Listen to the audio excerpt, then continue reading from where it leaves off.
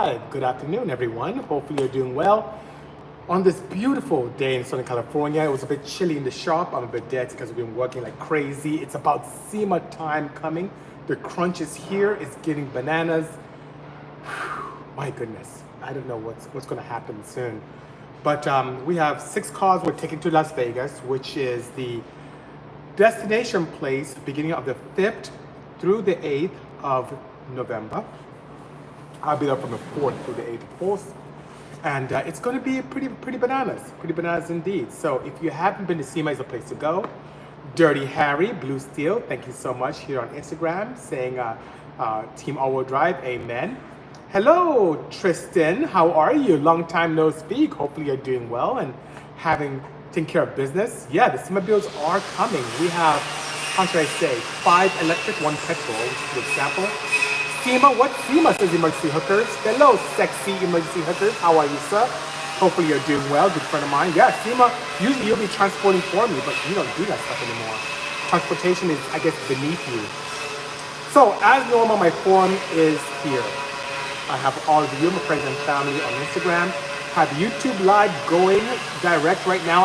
And Travis Cox, who is from AEM, he was AEM Hall of Fame, is on TikTok as well. And through the podcast networks right here below, I am recording everything in terms of the Oculus mindset, or oral, I should say not Oculus, but oral mindset, where you can listen to this video podcast on Spotify, just with the Bisimoto, and that's gonna be good. Ever going to all-wheel drive the wagon, says EP3 CRXSI. EP3, you are really behind the scenes here, or behind the times, as I said. That wagon right there is all-wheel drive. That one right there is auto turbocharged.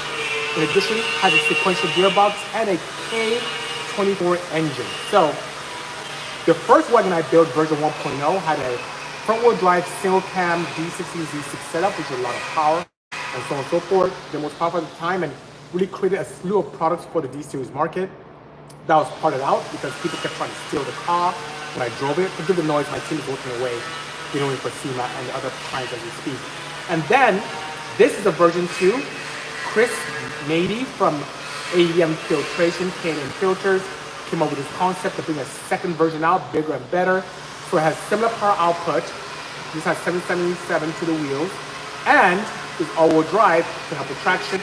K-Series to help with something that is very ubiquitous to replicate. The one problem or feedback I received from the first wagon was that it was difficult to replicate because a lot of the car components were stock, were aftermarket and unique and customized. DC, your cams are custom, your pistons are custom, your rods are custom. They want something that's easy to replicate. This has a lot of off-the-shelf components. Eagle rods off the shelf, Tron pistons off the shelf. Golden Eagle sleeves, you can have K-Series sleeves already set up. Regular headwork, regular valves getting different Super Tech, action clutch, Quave sequential gearboxes by off the shelf. The AEM Infinity, which we did off the shelf at the time. All these things are there. Hello, West Coast Alex, very good friend and fellow teammate when you used to do a lot of street racing and listen as well. Thank you so much for joining. Let's see. Wait, aren't you the guy that made the insane Turbo Odyssey? Yes, I am. Odyssey is still within the family, still have it going. On EV convergence of Cobalt, cable size is 2-aught, big enough for basically all builds, even 150 kilowatts fast charge. And how important is EMS shielding on cables? Great question. For me, the 2-aught is perfect. Now, when it comes to the fast charge from contractor to contractor, and to allow me to go to the battery system, I do have very high density copper bus bars. And you and I talked about that a little bit. So the most I pushed in the field that I've seen in my own build was 66 kilowatts in terms of charging. I'm building the Rolls Royce now, another client car where it's going to take a full advantage of the CCS north of 120, 130. So I'm setting that up to handle that, and we discussed that on Tech2sDay here by using large bus bars for that application. So that being said, yes, that is something that can work. Now, what's interesting is the cables that come from my charge port all the way to the contactor box where everything happens is shielded and is 2-aught. So in that case, I'm sure that that's up to the task to be able to do that, but inside my contactor box, I made things a lot more robust. in terms of electromagnetic interference or EMF or electromagnetic frequency shielding, I really have had a lot of success not shielding wires from one part of the car to the other. So when I have a battery box in the front and my drive unit in the back, I've gone successfully without having any kind of interference or noise by using unshielded wire. And it's a lot more cost effective using unshielded than shielded 2R. I mean, it's significantly more expensive. And the shielding is that braided grounding line that goes in between. And that right there occurs on the motor itself. So it comes with some of the Tech2sDay drive units. They're already shielded, so I have that. My charge ports going from the plug to my contactor box is shielded as well, so I'm good with that. For my AC lines in my most recent build, and from the front battery box to the rear drive unit, no shielding. The only thing I've done is separate under the car where my unshielded high voltage is versus my low voltage on the side. And my candle wires are all shielded from front to rear, so I don't get any interaction or noise into that to get really bad signals, Warrior Fella here on YouTube Live. Hello there. Thank you so much for joining. Let's see here. Love this weather, says Desert Rotation. Thank you. This is the Bisimoto that we're building, and this is a very nice concept by NAB. Nicholas from NAB Design. He did this as well, but we have a little twist for it. So if you go to SEMA this year into the Toyo booth, you'll see this with a different kind of look to it, inspired by what this gentleman did. And this is something I may end up still building. This is pretty cool, right? So yeah, that's what we have going on. So thank you so much for that. Maybe I should put this on the market. This is something that's made for myself, my kids. Maybe I should put it out there. I think my mom has one as well.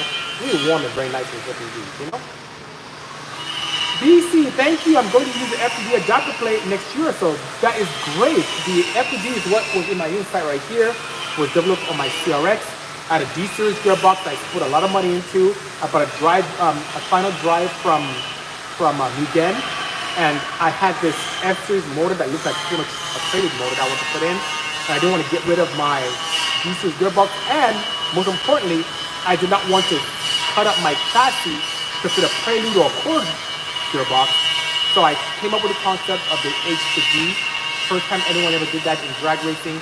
So it pushed it onto H to B, and then everyone started knocking us out, knocking us off like they typically do in the Honda world, which is like sad, Yeah, it's really sad indeed. By all means, friends on TikTok, I know that you guys are really strong there, but I encourage you to go ahead and share this live with others so they can come and see what's going on here. I am here to share all my knowledge. Forgive the noise, my guys are cutting. There's a nasty 911 floor here that we're trying to replace. So forgive the noise, hopefully it's not too distracting. But yes, share with your friends so they can come and take a look. They can ask any questions about our project, technology, what I've done. I'm here to share everything I know so that we all can grow as a community.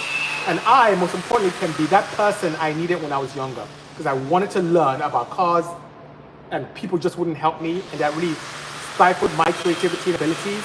And it took me a while to be able to gather all this knowledge to allow me to build great things now with my team. So I'm here to do the same thing for you. Any questions, just like what Cobalt, fellow engineer, asked a moment ago, I'm here to share my experiences and what I have done, and more to come, by all means. Chucky R. Live said, my dream car is the one build, BC, whether it's petrol or EV, and I'm here to do the most. And the best is yet to come. One thing that I want people to understand, because I've seen that recently on some of my posts, where people think I'm some kind of EV head or some kind of political thing with EVs. It's not. I like to have fun. I like to go fast. I like to kick butt. But I don't like to pollute while doing it. So when we build these high horsepower vehicles, even as far back as you can see, to my insides running on alcohol, to the wagon running on alcohol, to the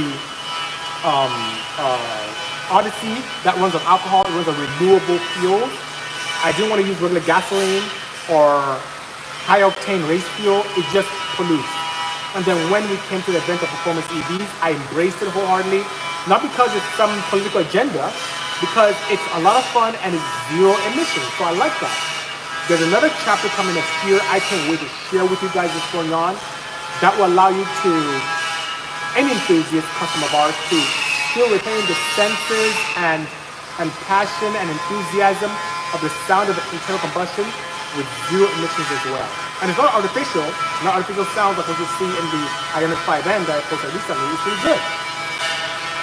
Love your products, man. says Mike, how do you say it? Arredondo here on YouTube Live. Thank you so much for the kind words. Appreciate that indeed. More to come as we progress. Okay, so much love here on Instagram. Extra says, I'm misfiring high boost, change plugs and core packs. AirPods are good. What are your what are your plug gaps? Because the more boost you create, this is high boost, the harder it is for that kernel to form and jump from the ground strap to the center electrode.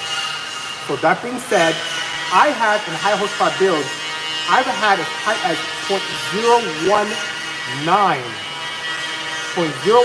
inches in my gap, and that allows me to do stuff very well. I use 0.025, 0.023 in many builds, but when I start doing something like this right here, where I'm getting close to 40 psi, it extinguishes the spark and generates this kind of misfire. Go tighter and let me know. And if you're at 19, then you have something else going on, indeed, you know? Sounds like you're in the middle of the shop. Tell them to take their lunch. Yeah, they already took their lunch and they're grinding. I'm sorry if it's too hard for you guys to hear. Please let me know if it's too difficult and I'll come back. Let's go live while the guy in the back is going ballistic with the grinder. Yeah, I know. Is it too much, guys? If it's too much, let me know. Do it. Let me close this door here. Give me a second. Maybe that'll help.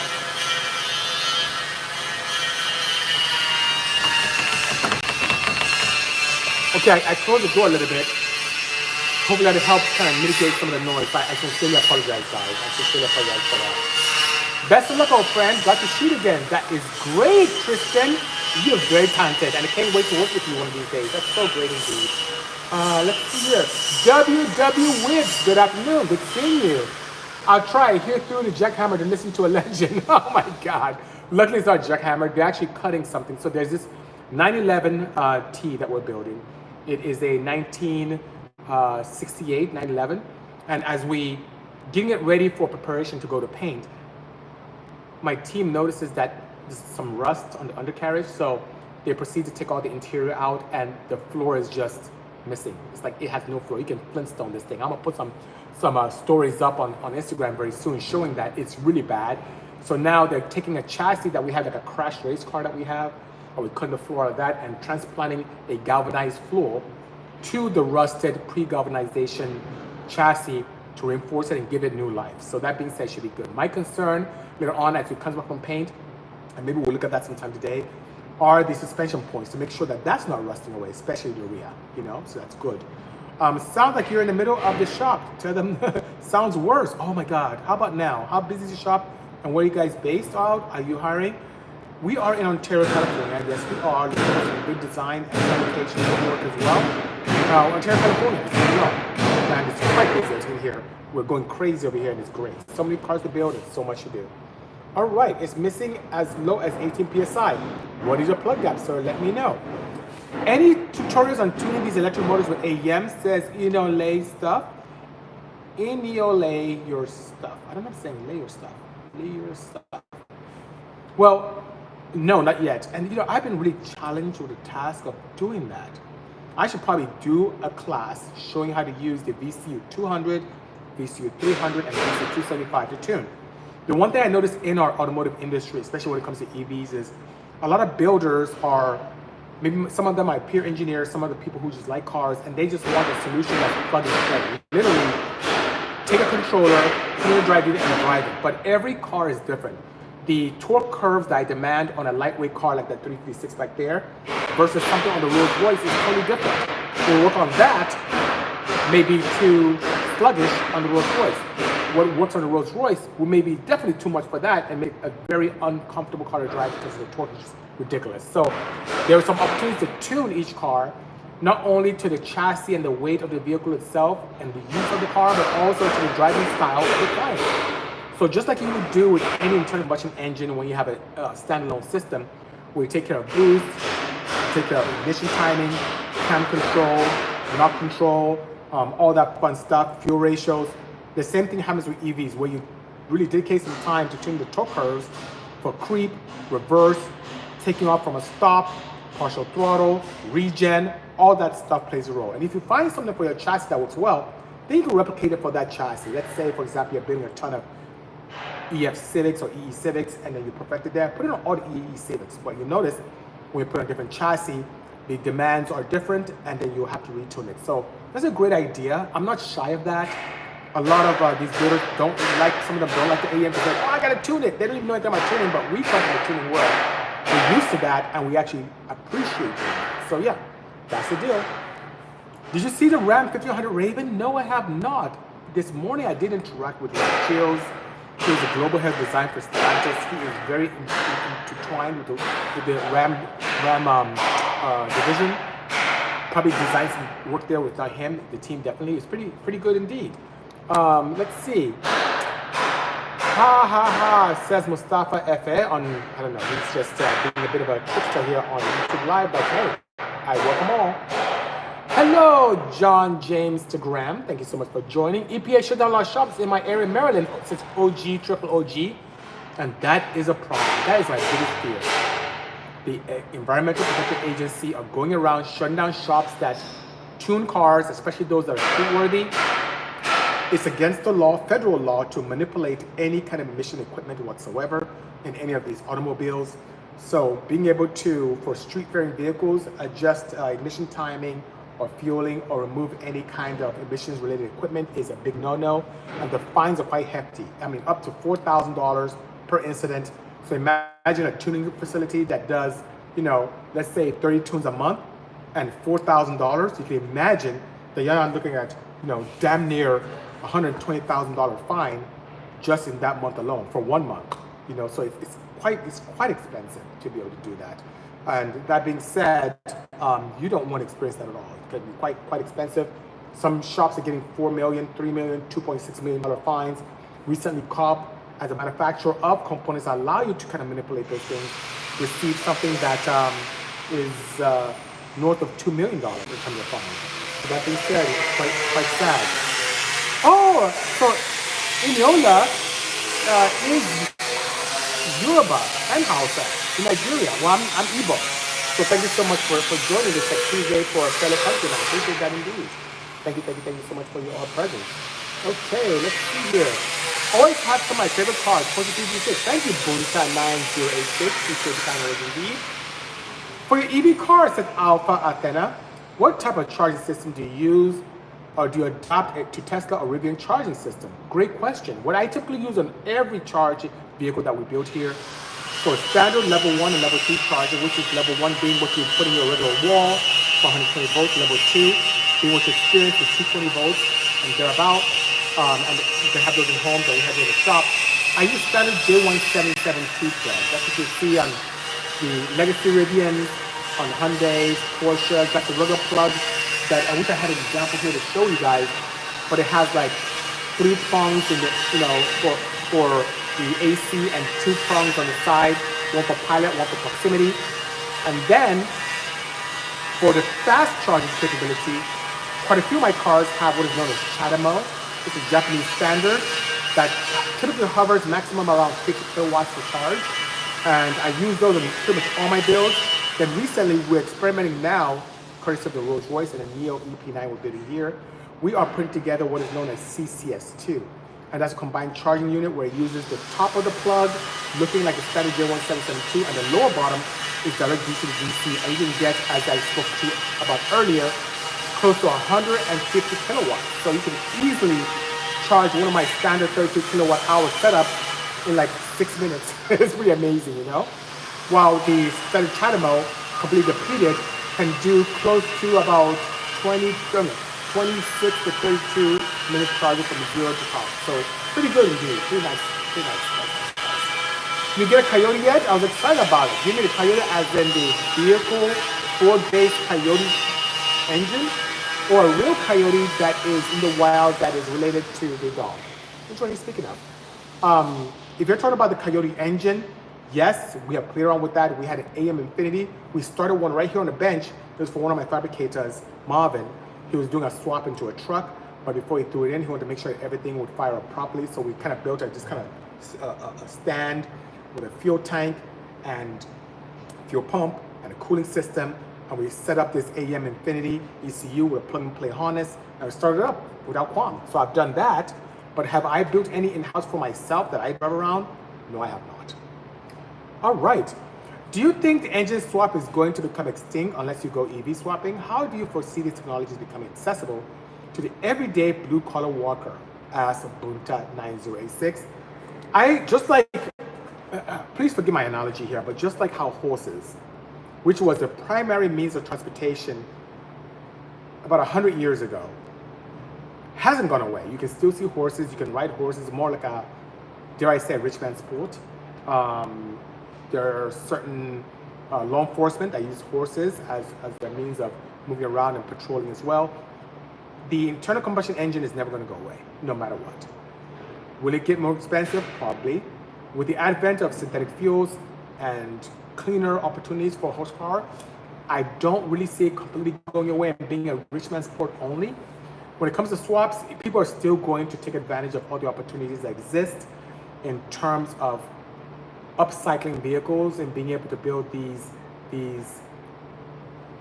amalgamations of beautiful classic cars and newer internal combustion technology, building these cars that are really kind of hyped up, using newer engines and older chassis just to keep things going.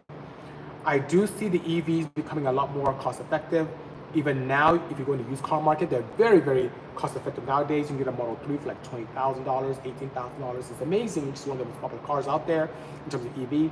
And what that does is it drives every associated component down in pricing. The more these cars are being manufactured, the cheaper the batteries become, which is the biggest expense in a build that's EV in nature, are the batteries.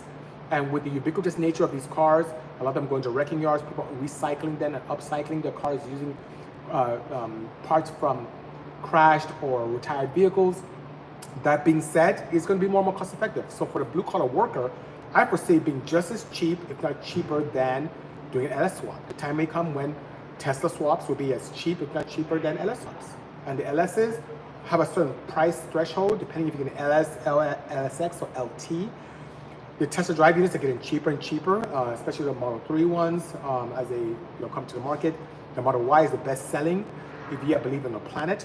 And that being said, the wrecking yards are going to be littered with them very soon. They're going to be just a dime a dozen.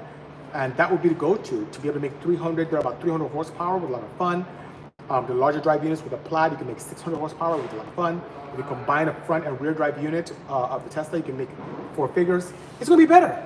Just like anything else, with time, it's going to be more cost-effective and much better. Good afternoon, Jelen Ross. Good seeing you. I don't think I ran into you at the most recent Cars and Copters, but I'm glad to see you here. Just a great advocate of the Bisimoto program. Appreciate that indeed. Is that a blue Civic? Says P1SO. Yes, it is. I have 2 of them. I have an EG Civic here and an EE wagon right there. Yes, we have 2 blue Civics here in the Bisimoto showroom. I believe they used donkey power. Yes, they did. Okay, let's see. Some more comments here. Vanilla Man next week. Oh, Born a Drummer. Hello, Glenn, sir. Glenn is here once again. Very dear friend. Glenn, the Rolls Royce is almost done. It's in upholstery right now. By the grace of God, I should have it by the end of the week. When I come back from SEMA, Glenn, you and I are getting together.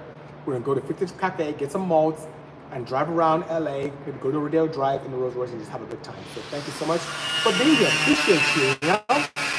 What is your opinion on the first generation of the Honda Fit in manual, especially like the Honda Jazz? I think they're awesome. They lend themselves very well to swaps. They're very cost effective. It was a very perfect car for the youth. But you know who the biggest customer was for that first generation Fit? Grandparents. It was just a very easy to drive, easy to park, very easy access to the rear hatch to be able to put things in and out. It was great. So guys, I'm sorry. I know the noise is kind of killing you guys here. I know I'm killing you, but kind of bear with me. If it gets too much, let me know, and then we can continue this sometime next week, Porsche 911 says, hi, BC. Please, I want to know one piece of information for your blue Porsche 911 with the M16 engine and 997 trans. Did you use 997 axles or custom axles? My advice for that is to use custom axles from Drive Shaft Shop. That's my go-to. That's why I go to Porsche 991 for all my axle applications. And they make the axles for me, and that's what I use. So, custom indeed. That's the way to go. It's stronger and give you the perfect fit for your project. Bunta 9086 asks, I hope you're right. I have 3 CRFs, one would like to come to the EV at some point, but I pull everything from the junkyard myself. So we'll see what I can do. That's the way to do it.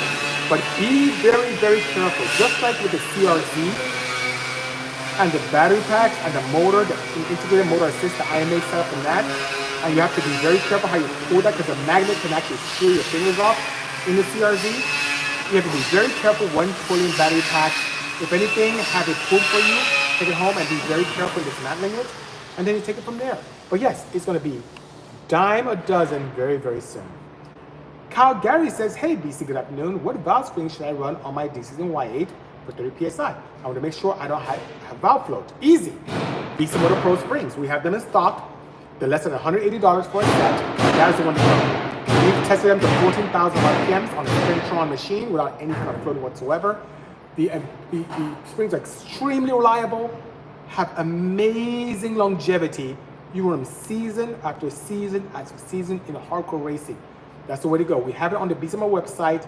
If somehow you don't find it, send me a DM, I'll get you going. But the Bisimoto valve spring is the way to go. Pro spring, that's it. That's the best spring on the market when it comes to D-Series 5. My mother is a Honda Fit, has a Honda Fit. And it's honestly one of the best Hondas, especially for beginning drivers. It can also be driven hard in performance conditions stock. Yes, you're right. Think of it as Honda's answer to the Miata. It's a lot of fun indeed. The most fun I've had with less than 200 horsepower. So EV batteries, what are your thoughts on disposal? Is it going to be a problem in the future? No, Alpha Athena. As a matter of fact, there are many entities that are continuing to crop up that recycle those. Even if you have a battery pack with 1 or 2 cells, 3 cells are bad, they can recycle them and repurpose them for home storage. Home storage allowing you to use solar, store excess into your battery pack, and in the evening time, consume it. It's the best way to go. So yeah, not a problem at all. My pleasure indeed, Porsche 911. Appreciate your presence and your questioning as well. Well, guys, it was a slice of heaven. I do have to get back to work because SEMA's coming up soon. Next week is going to be crazier. And thank you so much for bearing with me through the noise and so on and so forth. We're just going bananas here with custom projects and SEMA projects as well. Take care of yourself, guys. See you next week and stay safe. Bye-bye.